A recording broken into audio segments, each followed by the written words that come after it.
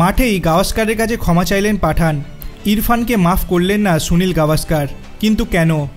ইরফান পাঠানের অনুরোধ মানলেন না সুনীল গাভাস্কার। মাঠের মধ্যে দাঁড়িয়ে গাভাস্কারের কাছে ক্ষমা চেয়েছিলেন পাঠান, কিন্তু সেই অনুরোধ মানলেন না গাভাস্কার। কেন এমনটা করলেন তিনি? ঘটনাটি ঘটেছে ভারত দক্ষিণ আফ্রিকা প্রথম টেস্ট চলাকালীন।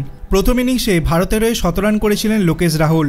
তার ব্যাটিং বিশ্লেষণ করছিলেন গাভাস্কার ও পাঠান। তখনই কথা বলতে গিয়ে গাভাস্কারের কাছে ক্ষমা চান পাঠান, কিন্তু সেই ক্ষমা স্বীকার করেননি গাভাস্কার। সেটা অবশ্য পাঠানের ওপর রেগে গিয়ে নয়, তার বিশ্লেষণে মুগ্ধ হয়ে। রাহুলের ব্যাটিং বিশ্লেষণ করতে গিয়ে পাঠান বলেন, রাহুলের ব্যাটিং দেখলে বোঝা যাবে চোখের ঠিক নিচে ও শট খেলছে, ফলে শটে নিয়ন্ত্রণ অনেক বেশি থাকছে। শুধু তাই নয়, রাহুলের ব্যাট দেখলে আরও একটা বিষয় বোঝা যায়, রাহুলের ব্যাট কিন্তু সোজা থাকছে না, এটি পিছনের দিক থেকে আসছে, ফলে অনেক হালকা হাতে খেলতে পারছে ও। শট খেলার সময় নিয়ন্ত্রণ অনেক বেশি থাকছে। এই বিশ্লেষণের সময় গাভাস্কারের কাছে ক্ষমা চান পাঠান। জবাবে গাভাস্কার বলেন, পাঠান আমার কাছে ক্ষমা চাইল, কিন্তু আমি সেটা মানব না, কারণ ও খুব ভালোভাবে বিশ্লেষণ করলো বিষয়টা। আমিও অনেক কিছু শিখলাম।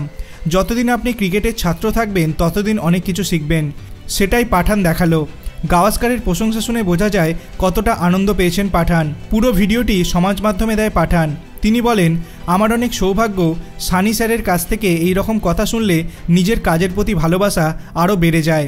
এটা আমার এই বছরের সেরা ঘটনা। প্রথম ইনিংসে রাহুল 17 রান করলেও তা কাজে লাগেনি।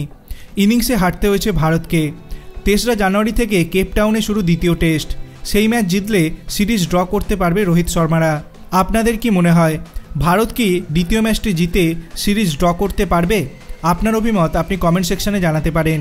ভিডিওটি ভালো লাগলে লাইক করবেন, চ্যানেলটিকে সাবস্ক্রাইব করতে ভুলবেন না। ধন্যবাদ।